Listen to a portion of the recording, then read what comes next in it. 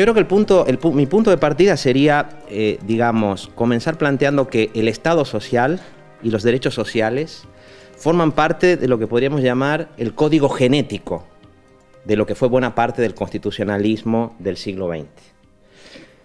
La garantía efectiva de los derechos sociales a lo largo del siglo XX fue muy desigual. Y el vínculo, como voy a intentar explicar luego, de los derechos sociales y del Estado social con la democracia, con el principio democrático, también fue desigual. Pero lo cierto es que allí donde los derechos sociales o el Estado social consiguieron un mínimo de operatividad, consiguieron satisfacer las necesidades básicas de millones de personas y asegurar, diríamos, niveles nada despreciables de cohesión social. Desde ese punto de vista, los derechos sociales se pueden considerar una conquista civilizatoria.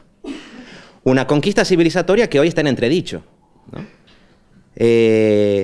A partir del estallido de la crisis financiera de 2008, estamos asistiendo a una erosión muy acelerada de lo que fueron los rasgos básicos del Estado social y de los derechos sociales en el siglo XX. Muchas veces esa erosión se produce en nombre de la sostenibilidad del Estado social, paradójicamente, ¿no? Se nos dice esto es para garantizar la sostenibilidad futura del Estado social, pero lo que estamos viendo en la práctica es que en muchos casos se está reduciendo el contenido de las prestaciones que estos derechos garantizan, se está reduciendo la accesibilidad, la gratuidad o la relativa desmercantilización de estos derechos, o se están limitando el número de sujetos que son titulares de los mismos, ¿no? Esto es grave porque esto no solamente está afectando el principio del Estado social, sino, creo yo, está afectando la forma de Estado en su conjunto. Es decir, este ataque que se está produciendo sobre el Estado social y los derechos sociales afecta, naturalmente, también el principio democrático, erosiona y degrada el principio democrático. En el caso español afecta también el principio del Estado autonómico, clarísimamente, y también afecta el principio del Estado de Derecho. Una de las cosas que estamos viendo con mucha preocupación es cómo en los últimos años se están produciendo en el ámbito penal, por ejemplo, reformas penales que, entre otras cosas, tienden a criminalizar a aquellos colectivos sociales que precisamente se manifiestan en defensa de los derechos sociales, ¿no? Por lo tanto, la crisis del Estado social, la crisis de los derechos sociales, la crisis del constitucionalismo social afecta a diferentes vertientes de la forma de Estado. Esta crisis no es nueva. Digamos, una de las ideas que me interesa plantear, efectivamente, es esta, ¿no? Como dice Wolfgang Streeck, esta crisis tiene 4 décadas al menos. Es una crisis que ha tenido una manifestación financiera en el 2008, pero es una crisis mucho más compleja que al menos comienza en el último tercio del siglo XX. Y que es una crisis que tiene que ver con un proceso muy profundo, aunque paulatino, de privatización y de mercantilización de las relaciones sociales y de las relaciones jurídicas en muchos ámbitos, que está cambiando de manera radical, diría yo, la forma en que entendemos el derecho, en que entendemos el papel del constitucionalismo, etcétera, etcétera, ¿no? Claro, esta crisis, que comienza hace 4 décadas al menos, no era inevitable. Es decir, no es producto de un fenómeno natural, no es una tormenta que se haya producido sin saber por qué. Hay acciones humanas y decisiones humanas y políticas concretas detrás de esa crisis. Y así como no era inevitable, tampoco es irreversible. Es decir, hay alternativas frente a esa situación.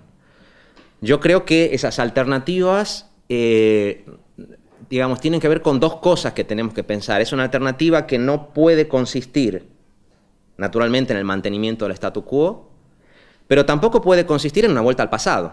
A veces pensamos los viejos buenos tiempos del Estado social, del Estado del bienestar, sin tener en cuenta que en ese Estado social y en ese Estado del bienestar había muchos problemas también, ¿no?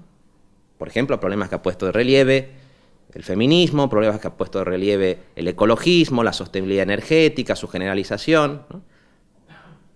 Y tampoco podemos plantear como alternativa un salto en el vacío hacia un futuro utópico en el peor sentido de la palabra utopía, es decir, la utopía entendida como algo que está fuera de la realidad y fuera de la historia. Por lo tanto, digamos, lo que a mí me interesaría plantear aquí es eso, ¿no? La necesidad de pensar alternativas a un estado de cosas que no es irreversible y que debe construirse a partir de una recuperación crítica de la memoria de lo que fue el constitucionalismo social a lo largo del siglo XX y de lo que podría ser un nuevo constitucionalismo social y democrático, ecológicamente sostenible, a la altura de los retos del siglo XXI, ¿no? Estas serían un poco las principales ideas que me gustaría plantear. Y para eso me gustaría hacer una pequeña recapitulación histórica e intentar explicar, digamos, cómo aparecen los derechos sociales en el constitucionalismo del siglo XX. ¿Por qué? Porque hay cosas que parece que nos hemos olvidado y que, como decía al comienzo, parecían que eran conquistas jurídicas adquiridas, ¿no? Por ejemplo, una primera idea importante, en su formulación inicial, el constitucionalismo social, pensemos en las teorizaciones, por ejemplo, de Hermann Heller, en el contexto de la República de Weimar, los derechos sociales aparecen claramente como un instrumento para generalizar la libertad y para profundizar la democracia. Esta es la función de los derechos sociales en las formulaciones iniciales del constitucionalismo social. Los derechos sociales sirven para que las libertades básicas puedan ser disfrutadas por todos. Los derechos sociales son derechos de libertad y son derechos al servicio de la profundización del principio democrático, en las instituciones y fuera de las instituciones, en los lugares de trabajo, en el mundo de la empresa, en el territorio. Esa idea de los derechos sociales como garantías de la libertad y de la profundización de la democracia está, en buena medida, en casi todo el constitucionalismo de lo que fue las primeras décadas del siglo XX, en la Constitución de Weimar, en la Constitución Mexicana de Querétaro de 1917, en la Constitución de la República Española de 1931, y está también en lo que fueron, digamos, los primeros documentos jurídicos que se aprueban después de la tragedia de la Segunda Guerra Mundial. La Declaración de Filadelfia de 1944, que estaba inscrita en el frontispicio de lo que fue la Constitución de la Organización Internacional del Trabajo, y que decía cosas tan evidentes como sin derechos sociales no puede haber democracia, sin derechos sociales no puede haber paz social. La idea de que los derechos sociales eran una garantía de la libertad, de la democracia y de la paz social estaba muy presente después de la tragedia de la Segunda Guerra Mundial, de la tragedia de la experiencia del nazismo, de la experiencia del fascismo, ¿no? Los derechos sociales y el Estado social eran vistos como un instrumento para garantizar un nunca más a lo que había ocurrido en la Segunda Guerra Mundial. Y ese era el espíritu de 1945. Ahora veníamos comentando un reciente documental del director británico Ken Loach, ¿no?, que se llama The Spirit of 45, ¿no?, el espíritu del 45, que habla de esto. Eso estaba en el espíritu del 45. En versión jurídica tenemos un libro muy reciente del laboralista francés Alain Soupiot, que se llama El espíritu de Filadelfia. El espíritu de la Declaración de Filadelfia de 1944, que decía esto. Los derechos sociales son condición de la libertad, los derechos sociales son condición de la paz social, los derechos sociales son condición para la expansión de la democracia. Y en esa idea de los derechos sociales estaba muy claro, por ejemplo, algo que luego nos olvidamos, que es la interdependencia y la indivisibilidad entre derechos sociales, derechos civiles y derechos políticos. Estos son derechos interdependientes. Sin derechos sociales, los derechos civiles y políticos no tienen un contenido claro. Sin derechos civiles y políticos robustos, libertad de expresión, derecho de manifestación, libertad ideológica, no se puede reivindicar los derechos sociales. Esto en el espíritu del 45 era algo que estaba muy claro. No había una contraposición entre derechos sociales y derechos civiles y políticos. No era una contraposición entre igualdad y libertad. Había una vía de complementariedad entre igualdad y libertad, y para muchos autores los derechos sociales eran instrumentos para garantizar la igual libertad de todos. No una libertad excluyente de unos pocos, sino la igual libertad de todos. Ahora bien, esa idea de interdependencia entre derechos sociales y derechos civiles y políticos no quería decir desconocer que pueda haber tensiones entre derechos o conflictos entre derechos. El constitucionalismo social del siglo XX se planteó un conflicto fundamental que existe sobre todo en las sociedades capitalistas. Y es el conflicto que juristas como Luigi Ferrajoli plantean como el conflicto entre los derechos fundamentales que son generalizables y los derechos patrimoniales que son excluyentes. Luigi Ferrajoli, un importante jurista italiano del siglo XX, dice esto. Sí, hay derechos que son interdependientes e indivisibles, pero hay un conflicto de fondo muy fuerte entre el conflicto que existe entre los derechos civiles, políticos y sociales generalizables a todos y los derechos patrimoniales concebidos como derechos tendencialmente absolutos. Dicho de otra manera, si los derechos patrimoniales, el derecho de propiedad privada, las libertades de mercado, la libre circulación de mercancías, de servicios, de capitales, se configuran como derechos tendencialmente absolutos, los derechos sociales no se pueden generalizar. Y eso estaba claro en el constitucionalismo social de inicios del siglo XX y después de la segunda posguerra. Por eso las constituciones sociales de la segunda posguerra dicen el derecho de propiedad existe en la medida en que quede claro que ese derecho está delimitado por su función social, que los usos antisociales o abusivos del derecho de propiedad privada no están admitidos desde un punto de vista jurídico, ¿no? Y por eso, en el constitucionalismo social del siglo XX, la garantía de los derechos sociales aparece vinculada a una cierta idea de la constitución económica. Es decir, para garantizar los derechos sociales hay que generar un entorno que permita que esos derechos se generalicen. ¿Y qué quiere decir ese entorno? Bueno, una constitución económica, por ejemplo, que establezca el deber de progresividad fiscal, ¿no? En la línea del artículo 31, por ejemplo, de la Constitución española, la progresividad tributaria. Si no hay un sistema fiscal progresivo que permita financiar los derechos sociales de manera equitativa, esos derechos no pueden existir. Por ejemplo, la posibilidad de que constitucionalmente puedan existir servicios públicos relativamente desmercantilizados en ámbitos como la educación, en ámbitos como la vivienda, en ámbitos como la sanidad. Por ejemplo, la posibilidad de que pueda haber un gobierno público de la economía. Esto estaba claro en el espíritu del 45. El gobierno público de la economía en sectores claves, como podría ser el sector del crédito, el sector de las finanzas, el sector energético. Sin todo ese conjunto de elementos, la garantía igualitaria de los derechos sociales no es posible. Bueno, esto ya nos da algunas pistas de por qué hoy tenemos tantos problemas a la hora de hablar de la garantía de los derechos sociales y por qué estamos hablando de la crisis de los derechos sociales.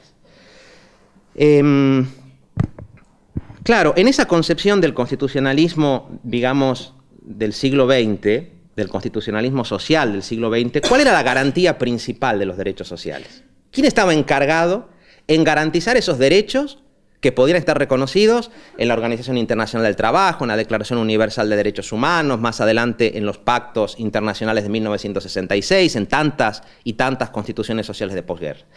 Habría que decir que la garantía era fundamentalmente una garantía política. Sí, se reconocía que el primer garante de los derechos sociales, o los primeros garantes de los derechos sociales, son los órganos, digamos, legislativos, administrativos, si se quiere. Es decir, que el legislador y el gobierno, aquellos órganos que tienen una cierta legitimidad electoral, son los principales encargados en garantizar estos derechos. ¿Por qué? Bueno, porque tienen la capacidad, entre otras cosas, de emitir normas con un alcance tendencialmente general que permitirían esa garantía expansiva a estos derechos, ¿no? Es el gobierno, es el legislador quien puede aprobar reformas fiscales progresivas, quien puede aprobar leyes del trabajo que pongan un límite a los eventuales abusos del poder empresarial en el ámbito de la empresa, que puede decidir si se nacionalizan o no se nacionalizan determinados servicios. ¿No? La garantía, por lo tanto, es una garantía, la garantía primaria, como dice también Ferrajoli, es básicamente la garantía política. Esto no quiere decir que en el constitucionalismo social se piense que el legislador puede hacer lo que quiera, o que la garantía de los derechos sociales dependa de lo que el legislador quiera o pueda hacer. Es decir, el propio constitucionalismo social del siglo XX está construido en base a un conjunto de garantías, es decir, de mecanismos de tutela secundarios que pueden activarse cuando la garantía política no funciona. Entonces uno puede pensar en términos generales, inspectores de Hacienda, inspectores del trabajo, defensores del pueblo, bueno, diferentes órganos que pueden actuar cuando efectivamente los órganos, por decirlo de alguna manera, político-administrativos no garantizan esos derechos. Para el constitucionalismo social del siglo XX, en un primer momento la garantía jurisdiccional de los derechos sociales no tenía en ese esquema un papel central. Si nosotros interrogáramos a los grandes artífices del constitucionalismo social de entreguerra a comienzos del siglo XX o de la posguerra, nunca nos dirían que los jueces son los principales encargados de garantizar los derechos sociales, por una razón muy básica, porque había una gran desconfianza a la idea de que los jueces puedan desempeñar ese papel, ¿no? Por ejemplo, hubo un libro que tuvo mucha influencia, mucho predicamento en el derecho público, que fue aquel libro de Edouard Lambert, ¿no? Le gouvernement des juges, ¿no? El gobierno de los jueces.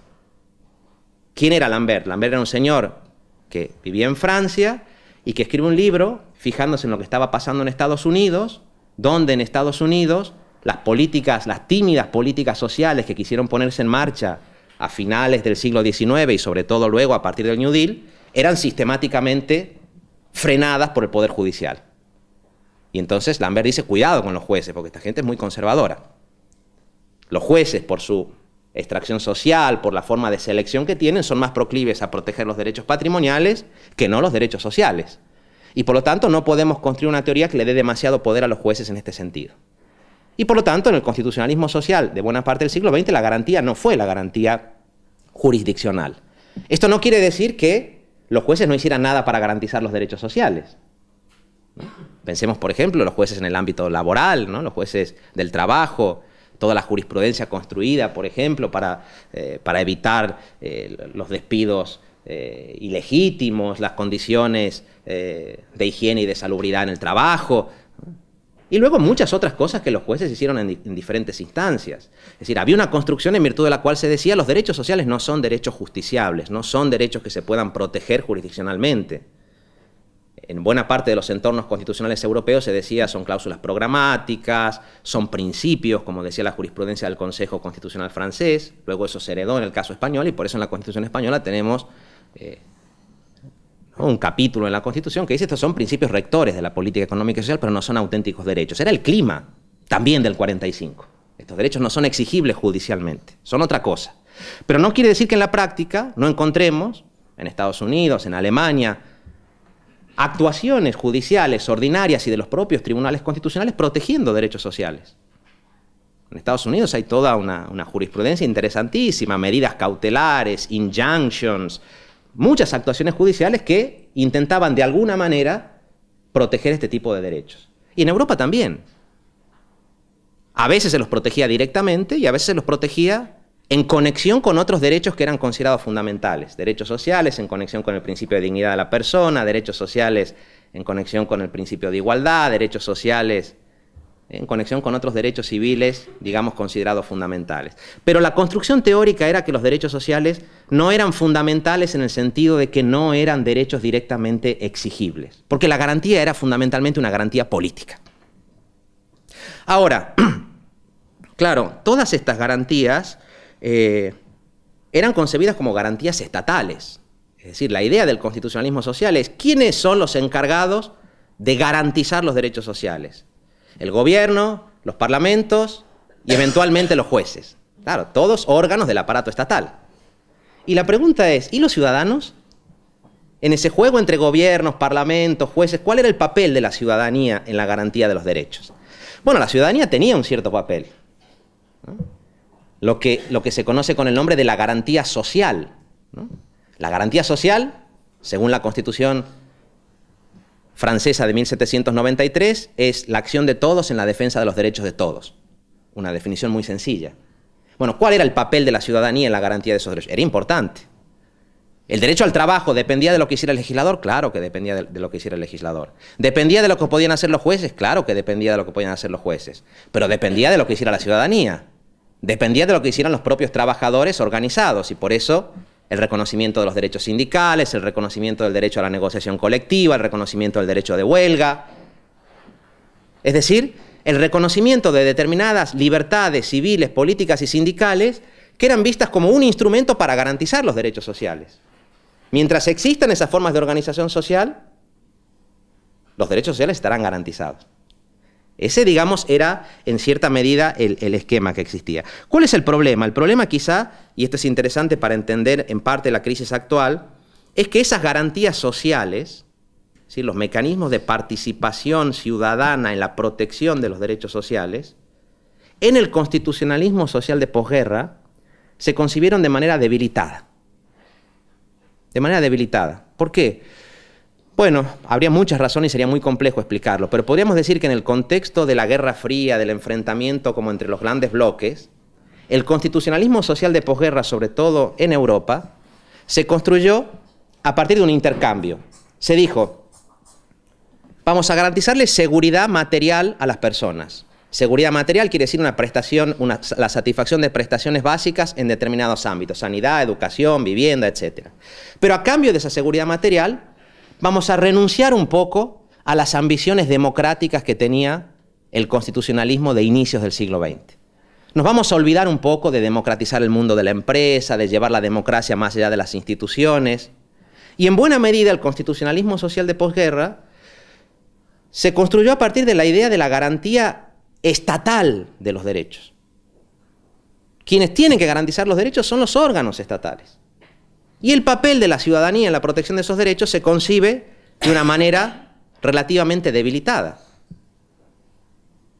Eso en los años 60 generó muchas críticas, ¿no? Si uno repasa la bibliografía crítica del Estado social, del Estado de bienestar de los años 60, dicen, claro, el Estado del bienestar, tal como se construyó en muchos países de Europa, era una construcción hecha desde arriba, donde los ciudadanos no eran vistos como sujetos de los derechos, sino como clientes de las administraciones públicas, como consumidores, pero la participación de la propia ciudadanía en la protección de sus derechos no estaba suficientemente garantizada.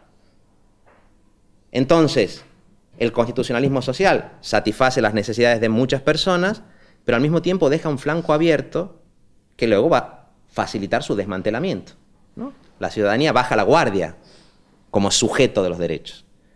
Y esta es la crítica, por ejemplo, parte de la crítica feminista al constitucionalismo social, tradicional, la crítica esta democrático radical, que lo que nos están diciendo es se renunció a la democracia. Por eso decía yo al comienzo, los derechos sociales son una conquista civilizatoria, pero su relación con la democracia fue desigual. En un principio estaban vistos como una garantía para la ampliación de la democracia, pero luego hubo una renuncia, en virtud de la cual se les decía a los ciudadanos, quedaos en casa, que ya desde el Estado nos encargamos de garantizar estos derechos. Ahí había una pequeña trampa que fue la que permitió que se colara en buena medida, me parece a mí, la crisis que estalla a partir de mediados de los años 70. Y que es la crisis que está en el origen de lo que estamos pasando ahora. La crisis, por lo tanto, en mi opinión, de los derechos sociales es en buena medida la crisis de la democracia. Y la falta de democracia en la garantía también de esos derechos sociales, ¿no? Y ya digo, eso se denunció mucho en los años 60, se hizo una crítica igualitaria, radical, democrática al constitucionalismo social de posguerra y se dijo, bueno, esto está muy bien, pero esto se queda corto, hay cosas que no resuelve. Pero claro, la crítica que se impuso no fue esa crítica igualitaria, democratizadora, sino por el contrario, una crítica más bien conservadora, que lo que vino a decir es, el problema del constitucionalismo social de posguerra no es que se haya quedado corto, no son sus defectos. El problema es que ha pecado por exceso. Ha generado un exceso de expectativas políticas y sociales. Ha prometido demasiado. Esa es la crítica que se impone a partir de los años 70, de los años 80. Se ha prometido demasiado y se han generado, por lo tanto, demasiado expectativas. Y esas expectativas generan, y aquí aparece una palabra mágica de los años 80 que todavía hoy arrastramos bajo diferentes formulaciones, eso genera una crisis de ingobernabilidad. ¿Por qué? Porque si usted promete demasiados derechos sociales, está generando una expectativa que interfiere excesivamente en el funcionamiento libre del mercado, por ejemplo. Ese exceso de expectativas distorsiona el funcionamiento natural de las libertades de mercado. ¿Y entonces qué hay que hacer? Bueno, está claro, si se han generado demasiadas expectativas sociales y demasiadas expectativas de participación política, lo que hay que hacer es reducirlas. Esta crisis se resuelve con menos derechos sociales y menos participación política.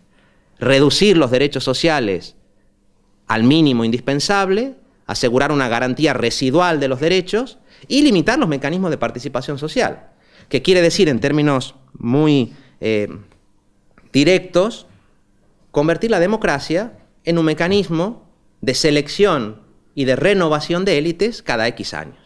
Usted cada 4 años vota por el partido A, por el partido B, en un entorno en el que se permite, entre otras cosas, la modificación de las leyes sectorales para hacerlas poco proporcionales, se facilita la financiación privada de los partidos políticos, se levanta esa veda, ¿no?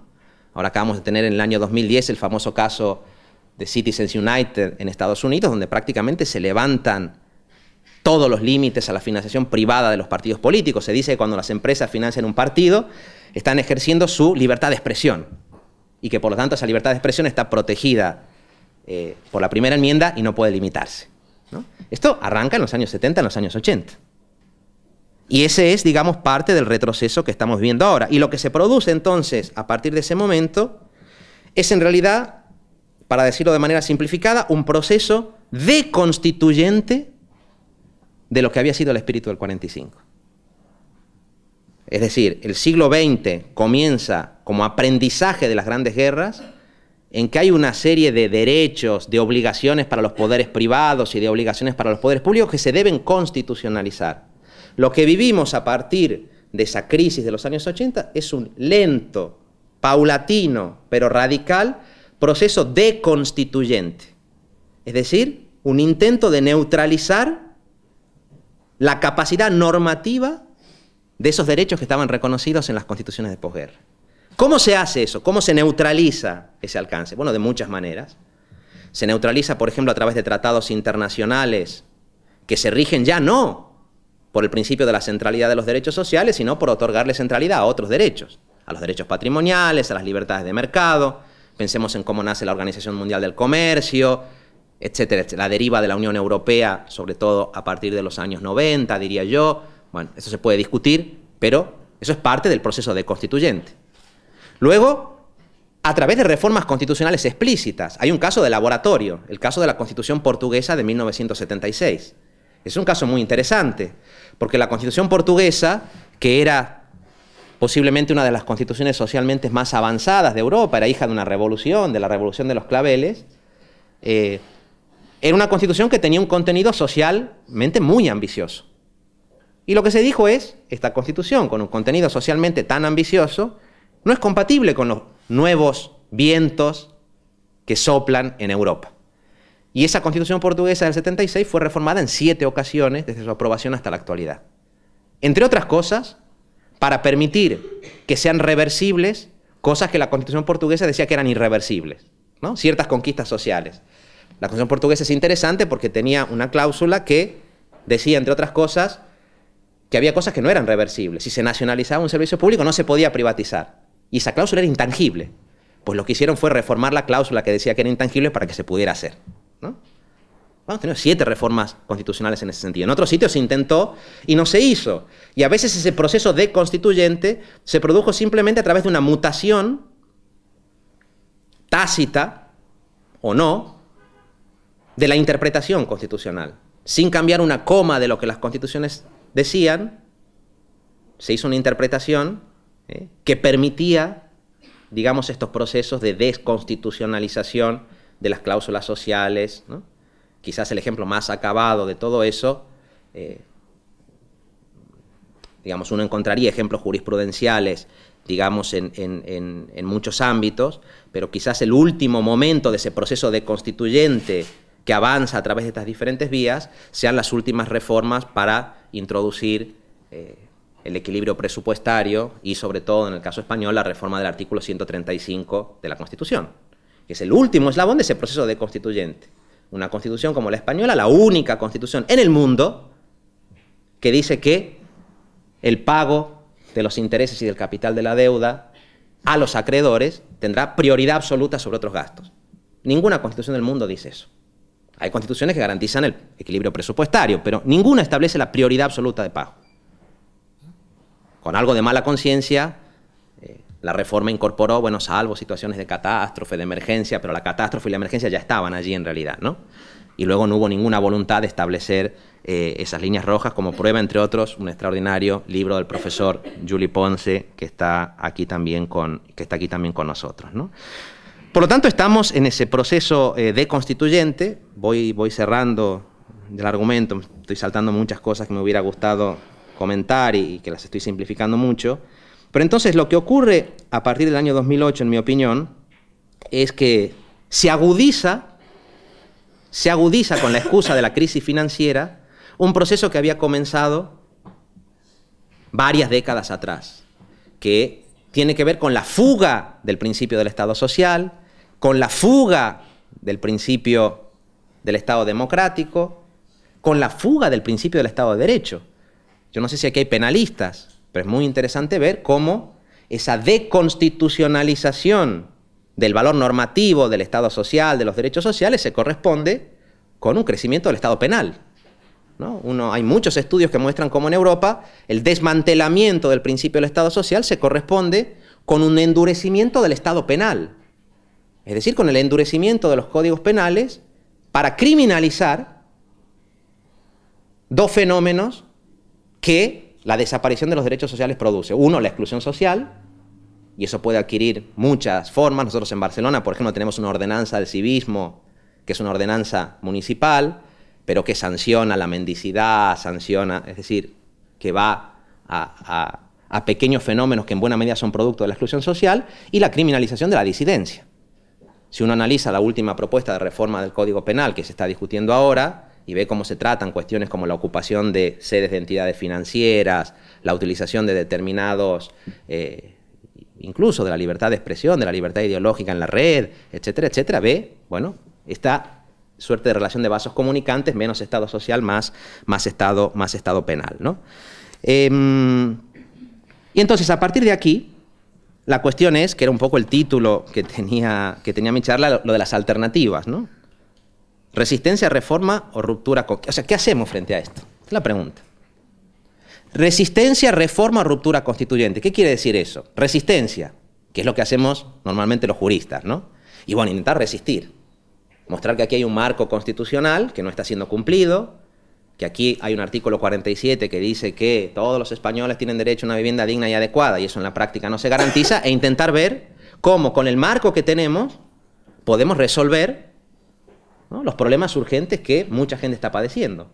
¿Cómo interpretamos de manera garantista el marco constitucional existente vinculado a los tratados internacionales para intentar contener en buena medida esta ofensiva antisocial y desdemocratizadora? Y aquí intentar acompañar cosas que, por ejemplo, están pasando en el ámbito jurisdiccional. Algunos tribunales que están dictando medidas cautelares para paralizar procesos de privatización de hospitales, como ha ocurrido en Madrid, ¿no? Bueno, intentar ver jurídicamente cómo se actúa en eso. ¿Qué pasa? Bueno, con la conciencia de que eso es insuficiente, porque esos marcos constitucionales han cambiado mucho. Nos podemos desgañitar diciendo que la Constitución dice que el derecho a la vivienda es un derecho, que el derecho a la sanidad, que si tenemos un artículo 135 que dice que el pago de la deuda es una prioridad absoluta, y que cada vez que leemos un decreto ley del gobierno, la exposición de motivos dice, estamos desarrollando el artículo 135. Y esto es para garantizar la sostenibilidad futura del Estado social. Entonces, los límites de la estrategia de la resistencia abren la puerta al de la reforma. ¿No será hora de reformar la Constitución española y plantearse, por ejemplo, que ahora alguno de los partidos mayoritarios de ámbito estatal lo está aceptando? Que no tiene sentido que el derecho a la sanidad no sea un derecho considerado fundamental. ¿Por qué el derecho a la educación en el artículo 27 sí y el derecho a la sanidad no? Hay quien dice que quizá ha llegado la hora, 35 años después, de reformar la Constitución para, por ejemplo, reconocer la fundamentalidad del derecho a la sanidad. Problema. La situación que vivimos, a mi juicio, es una situación de emergencia social tan complicada que confiarlo todo a la reforma constitucional, que depende en buena medida de fuerzas políticas que, con las diferencias que se quiera, son responsables de lo que ha ocurrido ahora, es quizá un poco ingenuo. Pensar que puede haber este acuerdo para reformar, que ese mismo acuerdo que permitió una reforma express para introducir la prioridad absoluta en el pago de la deuda se pueda producir para reforzar el Estado social, la verdad que uno no se hace demasiadas ilusiones sobre eso. Y entonces aparece sobre la mesa una propuesta que era inimaginable también hace años, pero que comienza a aparecer en algunos sitios, sobre todo a partir de la crisis del modelo autonómico, de los procesos de recentralización que se están produciendo y que están afectando mucho las capacidades de autogobierno, no solo de las comunidades autónomas, sino también de los propios ayuntamientos, ¿no? Las propuestas de reforma en materia de competencias de los ayuntamientos son, la verdad, que devastadoras en ese sentido. Se está poniendo sobre la mesa la cuestión constituyente, la cuestión de una ruptura constituyente. ¿Y no será posible abrir un proceso constituyente? Aquí, cuando uno plantea esto, ya hay quien dice, bueno, traigamos la camisa de fuerza y le pongamos a este profesor una camisa de fuerza y lo saquemos con lo que está pasando, plantearse un proceso constituyente. Bueno, Thomas Jefferson, uno de los padres de la Declaración de la Independencia de los Estados Unidos, decía que cada 15, 17 años una generación tenía que cambiar las normas establecidas por la generación anterior. Bueno, eso, digamos, puede ser el objeto de debate. En América Latina ha habido procesos constituyentes en los últimos años, en Islandia se ha abierto un proceso constituyente. Podemos discutir las luces y sombras de todo aquello, pero las constituciones no tendrían por qué ser marcos rígidos que no puedan rediscutirse, ¿no? Y sobre todo, si lo que decimos es, no podemos volver al viejo constitucionalismo social, porque allí había problemas. Aquí se va a hablar, por ejemplo, de mujeres y derechos sociales. Visto de una perspectiva feminista, aquello no era el mejor de los mundos posibles. Visto de una perspectiva ecologista, de una perspectiva energética, ¿cuáles eran los costes energéticos de los derechos sociales entre los años 50 y 70, los supuestos años dorados? Eso habría que discutirlo. Por lo tanto, se abre, digamos, esa posibilidad. No puedo desarrollar, ya digo, todo esto aquí. Yo soy consciente de que eso es, digamos, de una enorme complejidad. Pero yo creo que la situación es tan grave que es una de las pocas alternativas que tenemos. En Weimar, en los años 30, Hermann Heller, el gran constitucionalista alemán, escribió un artículo que hay que leer con preocupación, pero quizá también con esperanza, que se llamaba Estado de Derecho o Dictadura, ¿no? Que en realidad era Estado Social de Derecho o Dictadura. Hermann Heller fue el primer teórico del Estado Social de Derecho entendido en un sentido democrático. Y Hermann Heller escribió ese artículo y dijo, aquí tenemos en la República de Weimar una situación doble. Por un lado, la anarquía que está generando un capitalismo financiarizado que era muy parecido al que tenemos hoy. Lo que ocurría en la época de la Belle Époque, cuando la gente bailaba el Charleston y la guerra estaba en ciernes, era un tipo de capitalismo desregulado, financiarizado, que se parecía mucho al actual. Y Hermann Heller dijo, yo veo una sola alternativa. O conseguimos generar un constitucionalismo social y democrático capaz de embridar a este monstruo, o lo que tendremos es una dictadura, que él veía naturalmente en su época, bajo la forma, él veía el huevo de la serpiente, ¿no? Veía el crecimiento del nazismo. Si nosotros nos fijamos en lo que está ocurriendo hoy, lo que está ocurriendo en la regresión constitucional autoritaria que ha habido en Hungría, lo que está pasando en Grecia, el crecimiento de la xenofobia, la tragedia de Lampedusa, el crecimiento del racismo en Europa, vemos que estamos en esa situación. Por lo que nos jugamos en esta crisis de los derechos sociales es muchísimo. Y por lo tanto ese dilema que planteaba Heller, o Estado social de derecho o dictadura, para nosotros es igual, es decir, o un constitucionalismo social, democrático, ecológico seguramente, a la altura del siglo XXI, no solo en el Estado español, no solo en Galicia, en Europa, que es lo que hace más complejo todo esto, o conseguimos eso, o la alternativa en parte es la barbarie. Y yo creo que la barbarie que se expresa de muchas maneras, ¿no? El 50% de paro juvenil, la emigración de los jóvenes, la aparición de fenómenos como el hambre en muchas ciudades, etcétera, etcétera. Podríamos hacer un largo listado de eso, ¿no? Y yo creo que, por lo tanto, ese es nuestro reto. Es muy importante desde la universidad pública, a mi juicio, mientras siga siendo pública, que también la universidad como objeto de este proceso también cada vez está más amenazada de eso, denunciar esta situación y buscar, como juristas, como politólogos, como economistas, simplemente como ciudadanos, cuáles son esas alternativas a la barbarie que no nos podemos permitir. Gracias.